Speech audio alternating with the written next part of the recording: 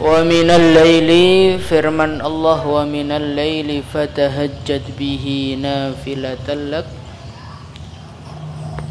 Amrun merupakan perintah dari Allah. Wa minal laili, dan dari waktu malam, fatahajjad, maka bertahajudlah wahai Muhammad, bihi, dengannya, nafilatan, sebagai kewajiban tambahan laka, bagi engkau. Wabil ashari, dan firman Allah, wabil ashari hum yastaghfirun, syukrun merupakan pujian dari Allah. Wabil ashari, dan di waktu sahur, hum, mereka itu, yastaghfiruna, mereka minta ampun kepada Allah. Wal mustaghfirina bil ashar, dan ayat wal mustaghfirina bil ashar, zikrun merupakan penyebutan dari Allah. Wal mustaghfirina, dan orang-orang yang minta ampun, bil ashari, di waktu sahur.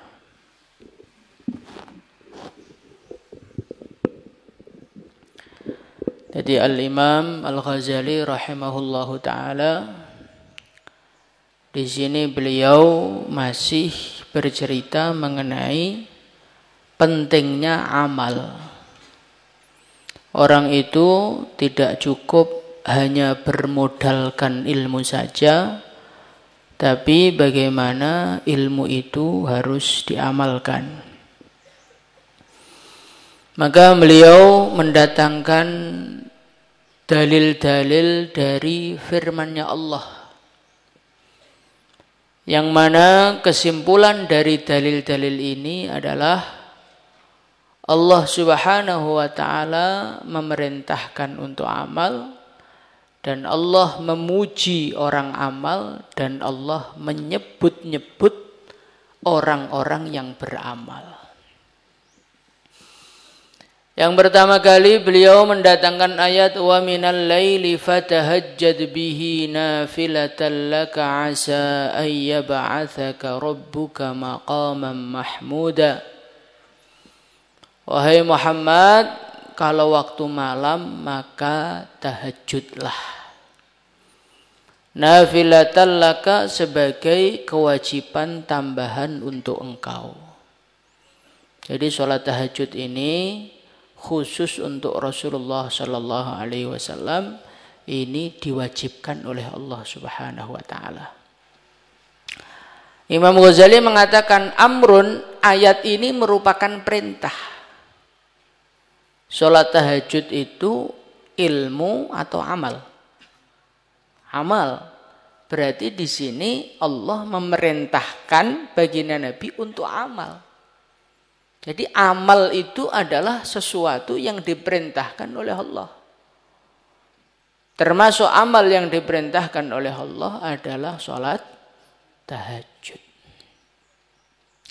Sholat tahajud itu apa? Sholat tahajud itu adalah satu sholat yang dikerjakan setelah isya dan setelah bangun tidur. Jadi kalau sholatmu itu pengen dikatakan sebagai sholat tahajud, harus ada tidurnya setelah isya. Walaupun tidurnya cuma 1 menit, 2 menit, tapi kalau sudah tidur beneran, kamu bangun, itu sudah boleh tahajud. Kalau semalaman kamu nggak tidur, maka namanya bukan sholat tahajud, tapi namanya adalah qiyamul lail. Kemudian beliau mendatangkan ayat yang kedua, wabil ashari hum yastaghfirun kanu qalilan minal laili ma yahja'un wabil ashari hum yastaghfirun. Di dalam ayat ini Allah Subhanahu wa taala syukrun, memuji-muji orang yang istighfar di waktu sahur. Kira-kira istighfar di waktu sahur itu ilmu atau amal? Amal. Berarti yang dipuji-puji Allah Subhanahu wa taala di sini adalah orang yang mengamalkan ilmunya. ilmu mengenai pentingnya istighfar di waktu sahur, kemudian mereka amal berupa istighfar, kemudian dipuji-puji oleh Allah.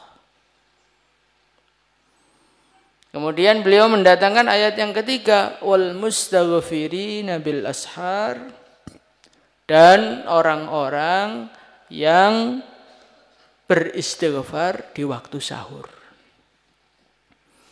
Orang yang beristighfar di waktu sahur ini adalah orang zikrun, orang yang disebut-sebut oleh Allah.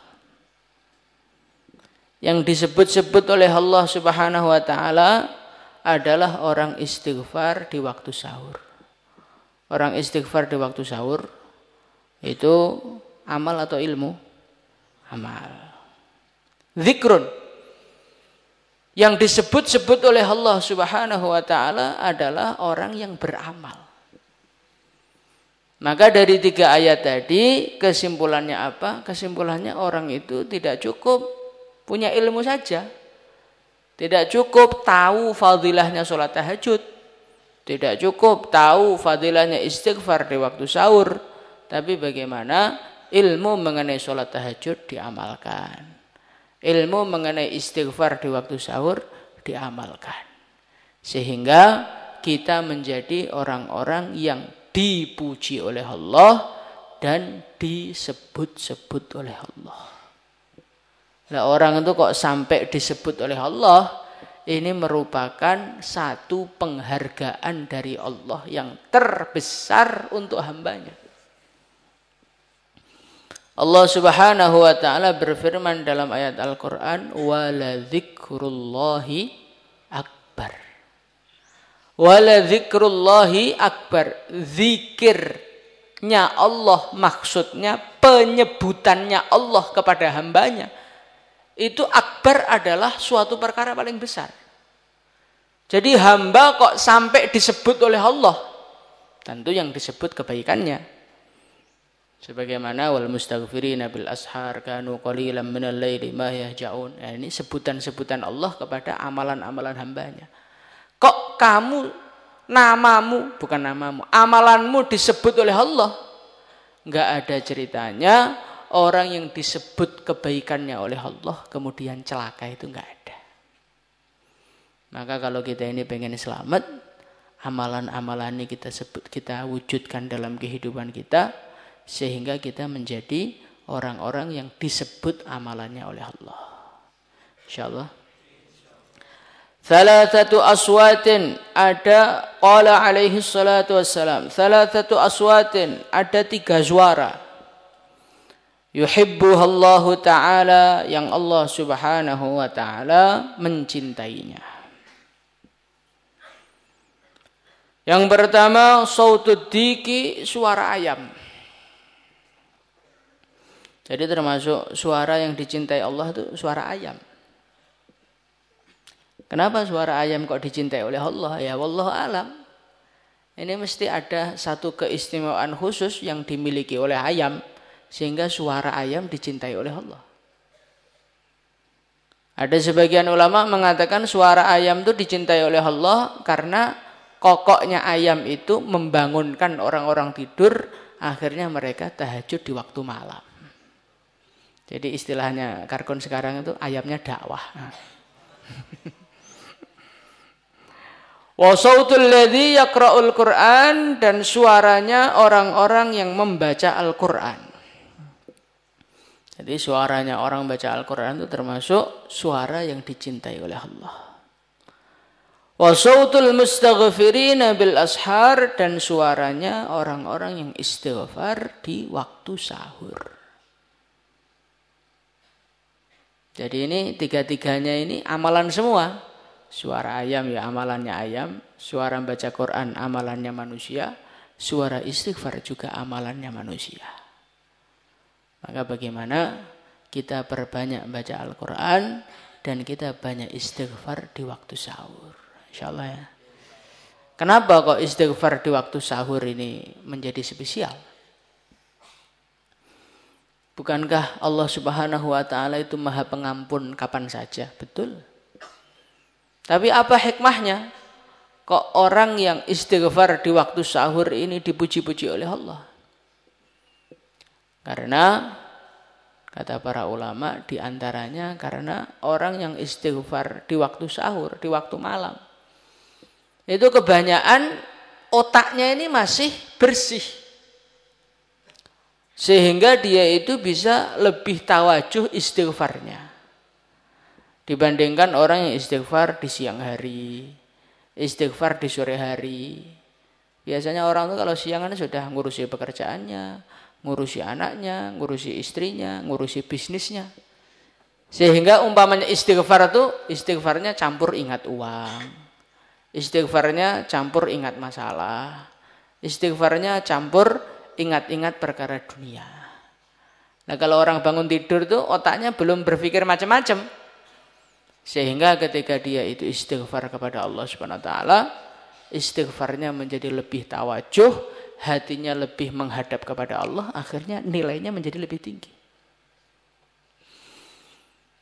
Sebagian ulama juga mengatakan istighfar di waktu sahur ini kenapa istimewa? Ya karena kebanyakan orang di saat itu mereka masih terlelap dengan tidurnya. Nah ini kok ada seorang hamba mau sholat, seorang hamba mau istighfar. Di waktu orang-orang masih asik dengan tidurnya. Wah ini berarti hamba Allah Subhanahu wa ta'ala yang sangat-sangat istimewa. Sehingga akhirnya karena dia ini termasuk makhluk langka, amalannya jarang dikerjakan oleh orang, akhirnya Allah Subhanahu wa ta'ala memuji-muji mereka. Qala Sufyan Ats-Tsauri rahmatullahi ta'ala alaih. Inna Allah sesungguhnya Allah tabaraka wa ta'ala khalaqa. Allah menciptakan rihan angin. Tahubbu yang bertiup bil ashari di waktu sahur. Tahmilu angin tersebut membawa al-adhkara zikir-zikir. Wal istighfar dan istighfarnya para manusia ilal malikil jabbar kepada raja yang maha perkasa. Jadi setiap di waktu sahur ini Allah Subhanahu wa taala menciptakan angin, khususnya tugas khususnya adalah mengirimkan istighfarmu, mengirimkan zikir-zikirmu, istighosahmu itu dikirim, disowankan kepada Allah Subhanahu wa ta'ala. Sehingga kalau kita ini waktu sahur kok tidur, Masya Allah. Itu betul-betul kita merupakan orang yang sangat-sangat rugi. Karena ini adalah kesempatan menyowankan amal kepada Allah. Tapi justru tukang paketnya berupa angin tidak membawa paket kita sama sekali. Rugi apa tidak? Rugi. Maka orang itu sholat malam itu sangat-sangat penting, sangat-sangat perlu diperhatikan. Wa qala aidan idza kana ketika ada awalul laili permulaan malam yunati maka memanggil munadin tukang memanggil min tahtil arsy dari bawahnya arsy. Jadi ada satu malaikat khusus yang ditugaskan setiap awal malam. Awal malam itu ya mulai tenggelamnya matahari itu sudah awal malam. Ala ingat liyakum hendaknya berdiri al-abiduna orang-orang yang ahli ibadah. Fayakumuna maka mereka berdiri. Wa yusalluna dan mereka salat. Masya Allah dengan ukuran yang dikehendaki oleh Allah. Jadi awal malam itu ya mulai maghrib sampai jam 12-an. Sholat isya, ba'diyah isya, sholat tasbih, kemudian sholat witir bagi orang yang witirnya sebelum tidur. Nah, itu menurut munadin min tahtil arsy itu golongan al-abidun, orang-orang yang ahli ibadah. Jadi orang-orang yang menghidupkan awal malamnya dengan sholat, itu sebutannya apa? al-abidun, ahli-ahli ibadah. Thumma yunadi munadin min syatril lail. Kemudian tukang undang lagi. Dia memanggil lagi fi syatril laili, di separuh malam. Ala ingat liyakum, hendaknya bangun al-qanituna, orang-orang yang istiqomah di dalam ketaatan. Ini pangkatnya udah lain lagi. Kalau ibadahnya di awal malam, orang masih seger, masih belum tidur, ini julukannya al-abidun, ahli ibadah. Tapi kalau sholatnya di atas jam 12, maka julukannya ganti menjadi al-qanitun, orang-orang yang ahli taat istiqomah kepada Allah. Fayakumuna, maka mereka berdiri. Wa yusalluna, dan mereka salat ila sahari, sampai waktu sahur, sampai menjelang subuh. Tapi masih belum subuh. Maka orang-orang yang al-qanitun semalaman suntuk, mulai jam 12 mereka salat. Kemudian ketika waktu sahur datang, mereka istighfar. Jadi wal mustaghfirina bil ashar, orang yang istighfar di waktu sahur itu karena malamnya sudah sholat. Karena malamnya sudah sholat, waktu sahurnya diisi dengan istighfar. Fa idza kana as-saharu, ketika telah datang waktu sahur, nada munatin, maka memanggillah tukang pemanggil. Ala, hendaknya, liyakum, hendaknya berdiri, al-mustaghfiruna, orang-orang yang minta maaf. Jadi istilahnya ya al-mustaghfiruna kita lah insyaallah. Orang-orang yang bangunnya udah 3:30, subuh tinggal berapa menit lagi, fayakumuna wa yastaghfirun, mereka sholat terus banyak istighfar. Kenapa banyak istighfar? Ya minta maaf sama Allah, malam udah tidur terus. Fa idza tala'al fajru, kalau fajar telah terbit, bukan terbit matahari ya, terbit fajar.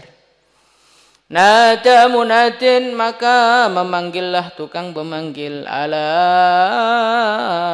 ingat liyakum, hendaknya bangun, al-ghafiluna, orang-orang yang lalai. Masya Allah, orang yang lalai. Jadi orang yang bangunnya subuh itu menurut tukang manggil dari bawah aras itu sudah sebagai orang lalai. Nah itu kalau subuhnya kesiangan itu orang apa itu? Fayakumuna, maka mereka bangun min furushihim, dari alas-alas mereka, kal mauta, seperti orang-orang mati. Nusyiru min kuburihim, yang mereka dibangkitkan dari kuburnya. Kayak kot mati sholat, tim jauhlah mutar itu kan. Mata masih kriip-kriip, setengah sadar, jalan ke masjid, nabrak-nabrak. Kal mauta, seperti orang mati yang baru dibangkitkan dari kuburnya. Masya Allah. Jadi orang yang sholat subuh tok itu ya, itu statusnya al-ghafilun. Maka kita ini berusaha meningkatkan amal kita, berusaha meningkatkan ibadah kita, khususnya ibadah di tengah malam. Dalam satu riwayat Rasulullah Shallallahu Alaihi Wasallam beliau bersabda, "Alaikum bi qiyamil lail, fa innahu da'bus solihina mimman kana qablakum." Hendaknya kalian semua itu sholat malam, kata Nabi. Karena apa? Karena sholat malam itu kebiasaannya orang soleh. Jadi normalnya orang soleh itu malam itu sholat malam. Itu normalnya orang soleh. Kebiasaannya orang soleh itu malam sholat. Maka kalau kita ini pengen daftar orang soleh ya, langkah pertama perilakunya orang soleh itu bagaimana kita wujudkan di dalam kehidupan kita. Karena man tasyabbaha biqaumin fahuwa minhum. Kalau kita itu tiru-tiru kebiasaannya orang soleh, ya nanti lama-lama jadi soleh sendiri. Kalau kita ini tiru-tiru orang alim, ya nanti lama-lama jadi orang alim. Orang alim biasanya ngaji, orang alim biasanya mutolaah, orang alim biasanya mau mendengarkan nasihat, ya nanti lama-lama jadi alim. Maka kita ini kalau pengen jadi orang soleh termasuk amalan harusnya ini adalah sholat malam. Dalam Majrur Rabih diceritakan suatu ketika ada salah satu walinya Allah Subhanahu wa taala. Beliau ini suatu malam ketiduran dari sholat tahajud.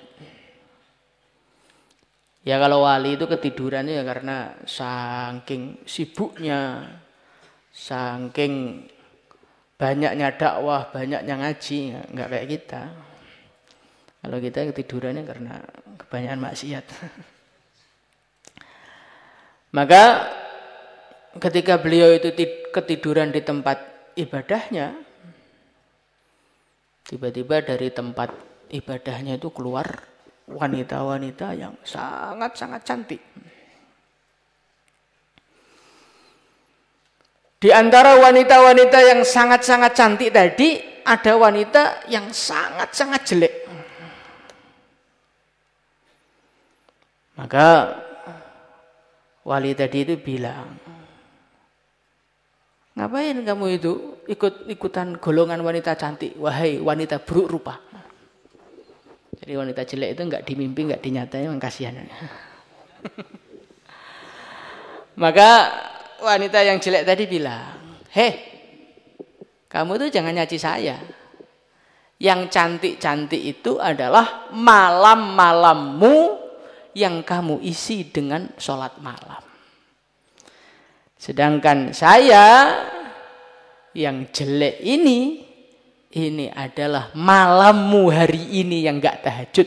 Itulah diwujudkan Allah sebagai wanita jelek.